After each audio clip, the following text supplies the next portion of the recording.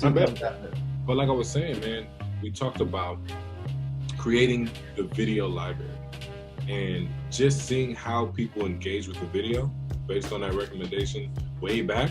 I'm like, this is where we need to be. We're turning into a human-centered marketing environment, whereas people just don't want to read your stuff or just don't want to go on your LinkedIn page or go on your company's page. They want to know who you are, right? Who is Justin? Who is Desarte? Like, where's his heart at? Where's his mind at, right? Before they really dive deep into engaging in business with you. And I think that, that purchase of the camera is just the start of beginning to be more human with the people that are subscribed to what I'm doing. So what type of videos are you going to do? Right now, so somebody asked me this question the other day, yesterday on a phone call, and I want to introduce him to you, but he was like, so how do you figure out how to create content? And I say, I keep my ear to the concerns, right, and the interests of my clients, right? So advisors, just even ourselves, right? When you begin to read so much content, you think you have to sound right or be a certain type of way, when really your voice is the only authentic thing in the industry. You have to really hone in on that, right? So I'm trying to continue to just hone in on my voice, amplify my voice, right, with the hopes that it reaches the right people and it can help somebody, whether or not they choose to work with me.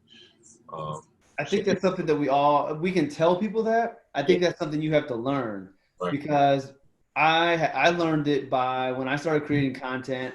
I wanted to sound like the Ritholtz guys. Like, I wanted to write like Josh. I wanted to write analytical like Batnick. I wanted to try to take from Batnick, Carlson, and Josh, blend that all together. And I wanted that to be my sound.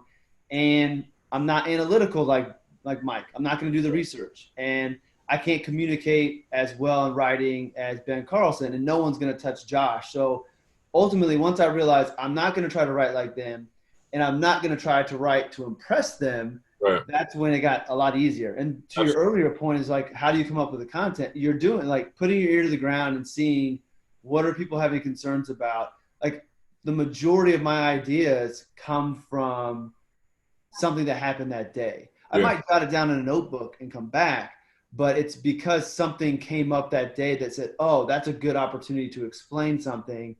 Let me go do that. Sure. So you have both of those things. Man, I wish I was figuring all this out when I was your age.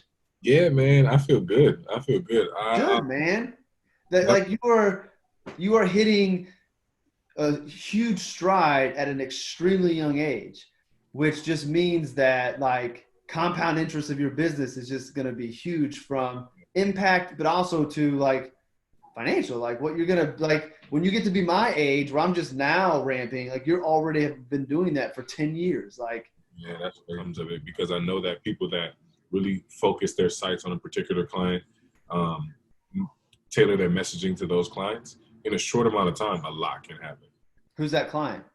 For me, it's going to be the young professional who is working at either a tech firm or one of the firms that I specialize in, like an aerotech, right?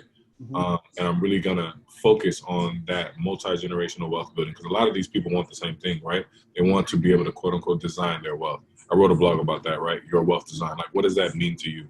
So I'm going to take all of the information that I know, create a LinkedIn prospecting strategy, and just be hitting the curve there. I don't think that LinkedIn is where I'm not going to bring them in as clients, but sign up for our newsletter and let's start that slow drip, right? So that's my objective with that. Mm-hmm. See, for me, LinkedIn, I think is going to be good for my advisor stuff. So I'm really going, like, I haven't put there's no date to it. I want to try to recreate the networking I did on Twitter and do that within LinkedIn. Sure. So trying to spend more intentional time there, engaging in comments, being there, putting good content there, and trying to liven up everybody's feed so it's not like canned, boring ass content like everything else is on LinkedIn. And I feel like one of two things is going to happen. I'm going to annoy people who don't want that, and that's why they're at LinkedIn, which, okay, cool. Or I'm going to stand out on LinkedIn because I'm not doing what everybody else is doing. I'm able to execute on it.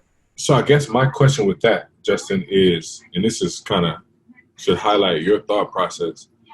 How do you make your engagement on LinkedIn, whether that's direct engagement in somebody's DM, right, or a message box, or on the timeline seem less salesy, right? Because that's my big thing, right? People get in my LinkedIn inbox and like, hey, sorry to tell you, have you heard about these annuity rates and they're paying this and they're paying that? And I'm like, I'm not even going to accept you, right? Because I already know what your goal is. So how do you do that? I'm not doing much in the way of DM. So what I think my approach is going to be is to have my engagement be nothing about what I do. I want to engage so that I can add something to the conversation, be valuable to whatever thread I'm hopping in on, Yeah. but then get you to come look at my profile. Yeah. And when you see my profile and you see the videos and the podcasts and the blogs, then that piqued your interest. And I may figure out a way to try to convert people to the newsletter and then get them to the newsletter, which may just be more of reminding people that I have a newsletter every week in my feed so it shows up. But it's not going to be, hey, I think your post is great. I've got some ideas that might help you do better. Like, that's not my style. I think you could do that. And if I was going to do that, what I would do, like if I wanted to try to work with you and help you with your strategy, I would go out and I would find some of your tweets. I would find some blog posts, and whatever idea I had, I would put it together. I'd say, hey, here's something I think you could do. Go ahead and take it and run with it if you want. But I really like what you're doing, and I thought this would be something cool, and then just give you that for free.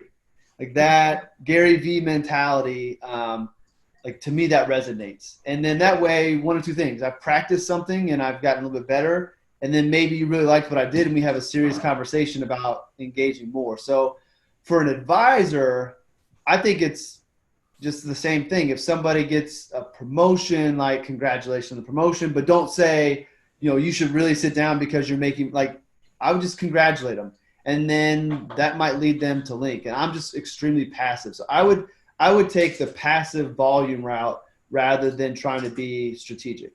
Now, if you go in on like the Aerotech, like if you put together a blog post for execs in Aerotech, then I think you could DM and say, hey, I'm working with a lot of Aerotech execs. I put together this thing for some of my clients. I know you're in the same structure.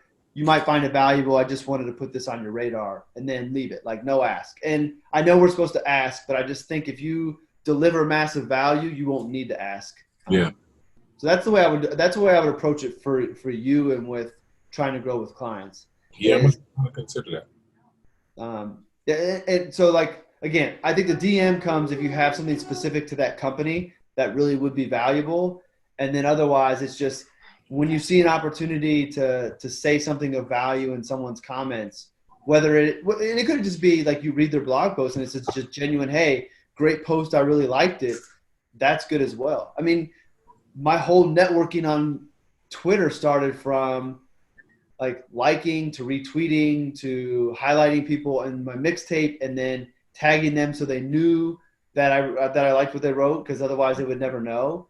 Yeah. And I never realized that by tagging those guys that they're in my mixtape, it would ever help me meet them. Like that wasn't the intent. The intent was, hey, you wrote a great piece. I liked it. I shared it with my audience, and I just want you to know that. Like it wasn't like an attention grab. And maybe they felt it that way, but it really was just, you did a good job, high five, and that's the only way I knew to tell you.